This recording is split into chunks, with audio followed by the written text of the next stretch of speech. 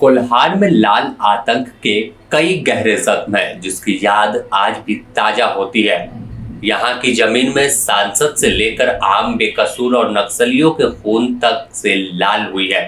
फिर अब पूर्वी सिंहभूम में सांसद सुनील महतो हत्याकांड की याद ताजा हो गई। कैसे एक खेल मैदान में अचानक AK-47 लेकर नक्सली पहुंचे और फिर सबके सामने मंच पर खड़े सांसद, नेता और पुलिस वालों पर अंधाधुंध गोली चलाने लगे थे। सबसे बड़ी बात कि इस हत्याकांड को अंजाम देने वाले नक्सलियों को एक महिला नक्सली पुष्पा लीड कर रही थी। आखिरकार इस घटना के 22 साल बाद पुष्पा ने हथियार डाल दिया और नई शुरुआत की है। इस रिपोर्ट में जानेंगे पुष्पा के शकुंतला बनने की कहानी और कैसे पूर्वी सिंहभूम का गांव कभी सांसद के खून से लाल हो गया था।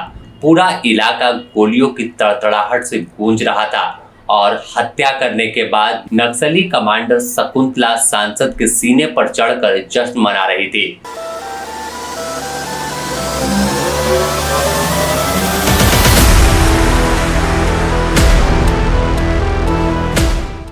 तारीख 4 मार्च 2004, जगह पूर्वी सिंहभूम जिला का घाटशिला इलाका। इस इलाके के बीहड़ में बसे बकुरिया गांव। इस जगह में आम दिन की तरह लोगों के दिन की शुरुआत हुई।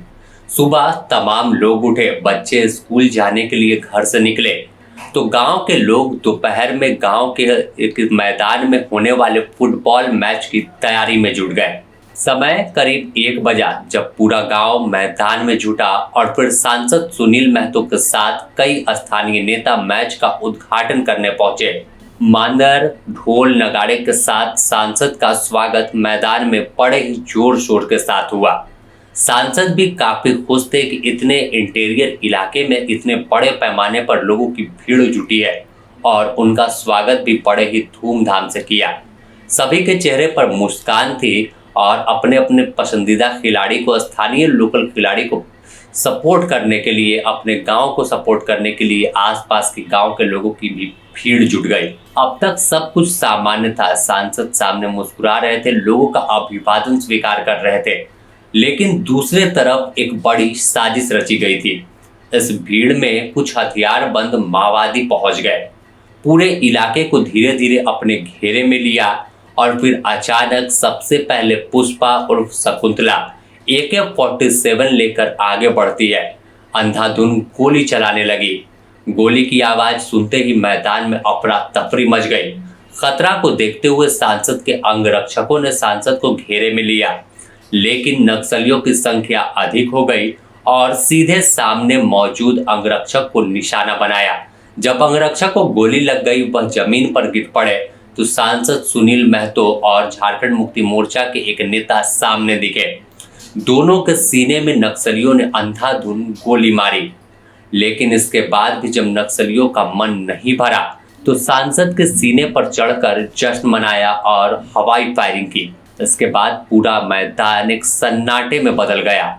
जहां थोड़ी देर पहले लोग सांसद के जयकारे लगा रहे थे, अपने खिलाड़ी को सपोर्ट कर रहे थे, यह मैदान में अचानक से सब कुछ बदल गया और चारों ओर चीख पुकार दिखी। लोग डर से घर में दुबक गए। देखते ही देखते नक्सली लाल सलाम का नारा लगाते हुए जंगल की ओर भागे और वह हवाई फायरिंग भी की और सीधे तौर पर चेतावनी दी कि जो भी नक्सलवाद को, जो भी लाल आतंक को छेड़ेगा, उनका अंजाम यही होगा। घटना की जानकारी तब तक घाटशिला और जमशेदपुर में बड़े पुलिस अधिकारियों को मिली, जिसके बाद पुलिस मौके पर पहुंची और तहकीकात शुरू कर दी। गांव को लोगों से जानकारी लेने की कोशिश कर रहे थे, लेकिन कुछ भी बोलने से कोई परहेज कर रहा था, क्योंकि गांव के लोगों ने देखा कि एक सांसद को बीच मैदान में गोलियों से भुना गया था।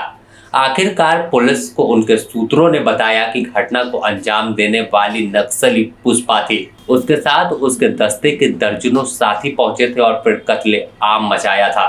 बताया जाता है कि इस घटना के पीछे 2004 के समय भी कुछ माह पहले गांव में 11 माओवादियों को गांव के लोगों ने मौत के घाट उतारा था। इसके पीछे नक्सलियों को शक था कि पूरी स्क्रिप्ट सांसद ने रची थी और गांव के लोगों को नक्सलियों के खिलाफ खड़ा कर दिया था। इस हत्याकांड का बदला लेने के लिए नक्सलियों ने सांसद को निशाना बनाया और ऐसे में फुटबॉल मैदान को चुना जहां बैकअप फोर्स पहुंचने में ही समय लगे और वह आराम से कत्लेआम मचाकर निकल जाए। इनके प्लान के मुताबिक सब कुछ सही रहा और फुटबॉल मैदान हमेशा के लिए सांसद की मौत का मैदान बन गया। अब शकुंतला ने इस 22 साल के बाद हथियार डाला है और मुख्य धारा में लौट गई। ऐसे में हर कोई जानना चाह रहा है कि आखिर शकुंतला कौन है, कहाँ की रहने वाली है और इसकी कहानी क्या है, कैसे कुख्यात बन गई। बताया जाता है कि शकुंतला एक मध्यम वर्गीय गरीब परिवार में पली बड़ी थी। शुरुआत से ही गांव में परिवार को जो साहूकारों के यहाँ मजदूरी करते देखा, दूसरे के खेतों में काम करते देखा और कैसे काम के बदले कम पैसे का भुगतान होता था, साहूकारों का अत्याचार होता था। इस बीच इसने 10 साल की उम्र में नक्सलवाद का रास्ता चुन लिया और देखते ही देखते एक बड़ी माओवादी कैडर बन गई। शकुंतला का नाम संगठन में कई है। इसके साथ ही इसे वर्षा परी के नाम से भी जाना जाते हैं, लेकिन इसका घर का नाम पुष्पा था और पुष्पा मूल रूप से पश्चिम बंगाल के झारग्राम के बेल पहाड़ी इलाके की रहने वाली है। यह इलाका झारखंड के कोल्हान इलाके से सटा हुआ है।